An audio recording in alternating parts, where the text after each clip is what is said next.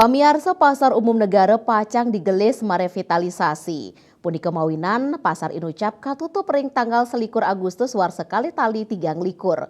Pemerintah daerah ngelintangin Dinas Koperasi UMKM Perindustrian lan Perdagangan Jemberana taler sampun nyegayang galah majang pedagang antuk megingsir. Kantos mangkin sampun langkungan seket pedagang sani metaki-taki tur megingsir kegena relokasi. Kepala Dinas Koprindak Jemberana Ikomang Agus Adinata Mausang, penutupan Pasar Umum Negara Kemargiang ring Rahina Some tanggal 21 Agustus warsa kali tali 3 likur. Rahina Nedibi tanggal kali 10 Agustus pinaka galah panguntat antuk pedagangnya magingsir kegena relokasi sanes sampun kasiagayang ring ungkur kantor Pemkab Jemberana. Penutupan inucap kemargiang antuk persuasif majang para pedagang sane nenten kayun magingsir. Pasar Umum Negara nguningayang wenten langkungan telungatak pedagang.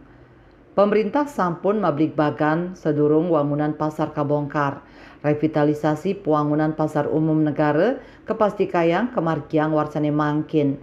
Puangunan inucap rau saking dana pusat antuk anggaran penyatusan miliar sane karencanayang memargi antuk multi years. Surya Dharma Bali Pos nguningayang.